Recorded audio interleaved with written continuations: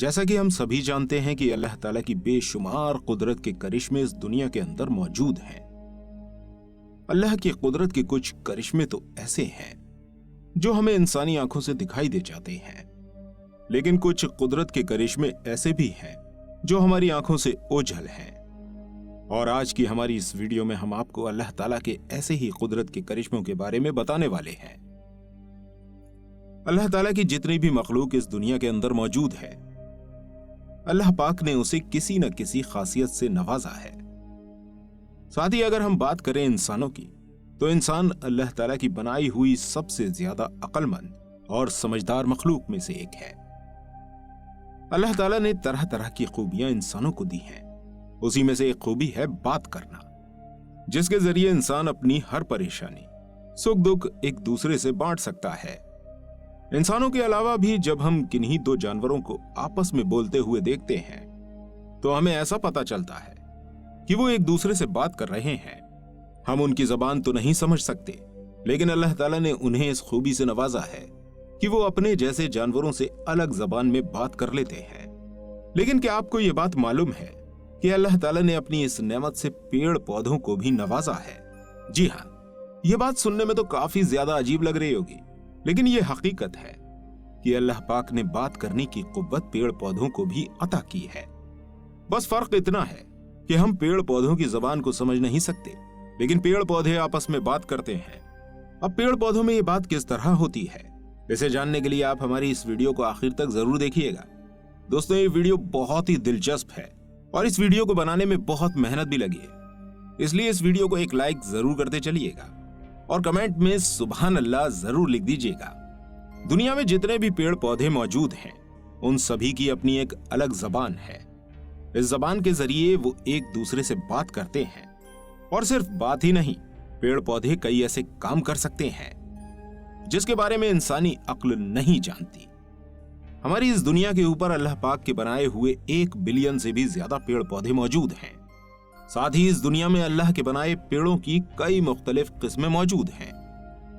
अगर हम बात करें अपने साइंसदानों की, तो साइंटिस्ट का कहना है कि हमारी इस पृथ्वी यानी कि अर्थ के अंदर 60,000 से भी ज्यादा मुख्तलिफ किस्म के पेड़ पाए जाते हैं। ये पेड़ पौधे हमारी इस जमीन पर उस वक्त से मौजूद हैं जिस वक्त पर अल्लाह ने आदम अलैहिस्सलाम को जमीन पर उतारा था।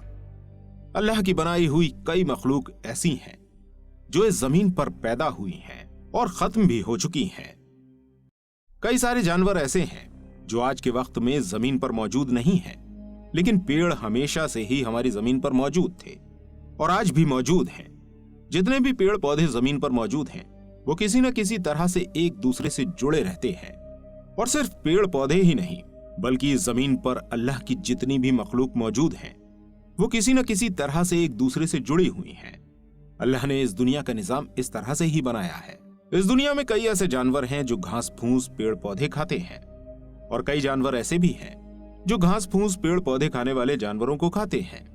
साथ ही में जब हम इंसान या कई सारे जानवर मरकर मिट्टी में मिल जाते हैं, तो हमारे जरिए मिट्टी से पेड़ पौधों को कई तरह के पोषक तत्व मिलते हैं, और इसी से पेड़ पौधे बढ़ते भी हैं।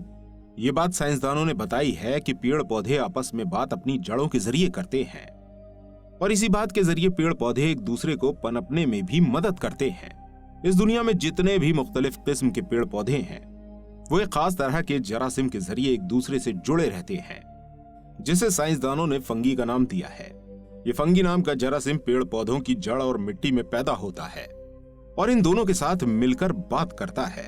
इस दुनिया में जितने भी पेड़ पौधे मौजूद हैं, सभी इस जरासीम के जरिए एक दूसरे से जुड़े रहते हैं। सिर्फ कुछ मुख्तलिफ किस्म को छोड़कर ये जरासीम पेड़ पौधों की जड़ों के पास पैदा होता है और उनसे जुड़ा रहता है।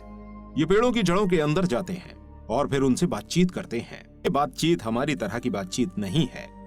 इस बातचीत का मतलब है कि पेड़ पौधे उन जरूरी चीजों को एक दूसरे को लेते देते हैं जिनके जरिए वो बढ़ते और जिंदा रहते हैं। इस जरासीम की खासियत ये है कि ये हर तरह के पेड़ पौधों के साथ मिलकर बातचीत नहीं करता, कुछ खास किस्म के पेड़ पौधों के साथ ही जुड़ते हैं। ये जरासीम जिन भी पेड़ पौधों के साथ जुड़ते हैं, उसे काफी ज्यादा बड़ा और घना बना देते हैं। ये मिट्टी से कई तरह के पोषक तत्वों को लेकर पेड़ों तक पहुंचाते हैं, और साथ में पेड़ सूरज से आने वाली किरणों से जो भी खाना बनाता है, वो इस जरासीम को देता है, जिसके जरिए जरासीम जिंदा रहता है। और इसी तरह ये जरासीम और पेड़ एक दूसरे से जुड़े रहते हैं। अगर ये जरासीम और पेड़ पौधे एक दूसरे से नहीं जुड़े होते तो शायद आज तक इतने बड़े और घने पेड़ देखने को नहीं मिलते। देखा जाए तो ये जुड़ाव सिर्फ इस जरासीम और पेड़ के बीच तक ही नहीं है, बल्कि सभी पेड़ एक दूसरे से जड़ों के जरिए जुड़े रहते हैं और आपस में बातचीत भी करते हैं। जब भी हम किसी जंगल या किसी पेड़ों के पास से गुजरते हैं तो हमारे पैरों के नीचे ये पेड़ काफी बातें कर रहे होते हैं, लेकिन इनकी आवाज हम तक नहीं आती, क्योंकि ये पेड़ पौधे किसी जबान के जरिए बात नहीं करते, बल्कि ये एक दूसरे को सिग्नल्स भेजते हैं। ये पेड़ जड़ों के जरिए ही एक दूसरे से बात करते हैं और उनकी ये जड़ें जमीन के अंदर काफी दूर दूर तक फैली हुई रहती हैं। और अगर कोई पेड़ उनके आसपास मौजूद होता है तो ये अपनी जड़ों को फैलाकर उस पेड़ की जड़ों तक पहुंच जाते हैं और उस दूसरे पेड़ तक सिग्नल्स देना शुरू कर देते हैं। और फिर ये पेड़ इन पेड़ों के जरिए और भी कई पेड़ों तक अपनी बात को पहुंचाता है, यानी कि सिग्नल्स फॉरवर्ड करता जाता है। और ये पेड़ एक दूसरे से जोड़कर कितने भी बड़े घने जंगल में एक छोर से दूसरे छोर तक अपनी बात को पहुंचा सकते हैं। आप इस तरह समझ लीजिए कि पेड़ों ने अपने आप बात करने के लिए जाल बना रखा है, जिसके जरिए वो अपनी बात एक दूसरे तक पहुंचाते रहते हैं।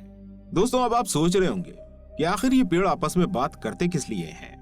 तो हम आपको बता दें कि जब भी पेड़ों को अपने अंदर किसी भी तरह की किसी ग़िज़ा की कमी लगती है तो ये पेड़ आपस में बात करके पेड़ों से मांगते हैं, और जिस किसी पेड़ के पास वो ग़िज़ा जरूरत से ज्यादा मौजूद होती है वो अपनी ग़िज़ा को इस बड़े जाल के जरिए इस पेड़ को दे देता है, जिसकी वजह से इस पेड़ की जरूरत पूरी हो जाती है।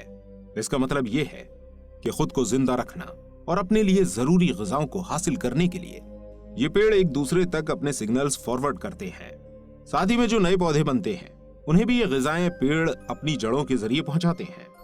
इसके साथ ही अगर किसी पेड़ तक सूरज की रोशनी नहीं पहुंच पाती तो ये अपने साथ वाले पेड़ों से मदद मांगता है, और उसके साथ वाले पेड़ या तो अपनी टहनियों को मोड़ लेते हैं जिससे सूरज की रोशनी इस पेड़ तक पहुंच जाती है, या फिर जरूरी ग़िज़ा उस पेड़ को दे देता है जिससे वो जिंदा रह सके। और सिर्फ यही नहीं, पेड़ पौधे अपने साथी पेड़ को देखकर खुद को बदलते भी हैं। जैसे कि आप सभी जानते हैं कि पतझड़ के मौसम में सभी पेड़ अपने पत्ते गिरा देते हैं, और इसे देखकर हमें ऐसा पता चलता है कि इन पेड़ों ने आपस में पहले ही बातचीत कर ली है और सब कुछ मामला तय हो चुका है कि हमें इस मौसम में अपने पत्ते गिराने हैं। ज्यादातर सभी पेड़ अपने जाल के जरिए सिग्नल्स फॉरवर्ड करते रहते हैं, यानी कि बातचीत करके एक साथ अपने अंदर बदलाव लाते हैं। साथ ही पेड़ों में हम इंसानों की तरह अच्छे और बुरे दोनों तरह के पेड़ होते हैं। बुरे पेड़ों से मतलब वो पेड़ जो अपने आसपास के पेड़ों से जरूरी ग़िज़ाएं चुरा लेते हैं और उन्हें कमजोर बना देते हैं। और पेड़ों में कुछ ऐसे पेड़ भी होते हैं जो अपने ही किस्म के पेड़ों का काफी ज्यादा ध्यान रखते हैं। ऐसे ही बरगद का पेड़ एक ऐसा पेड़ है जो अपने जैसे छोटे पेड़ों के लिए काफी ज्यादा परेशान रहता है और इन छोटे पेड़ों से बातचीत करके इन्हें बढ़ने के लिए जरूरी ग़िज़ाएं पहुंचाने का काम करता है। पेड़ों की भी हम इंसानों की तरह अपनी एक अलग दुनिया है जिसमें वो एक दूसरे से जुड़े रहते हैं और बातचीत करते हैं।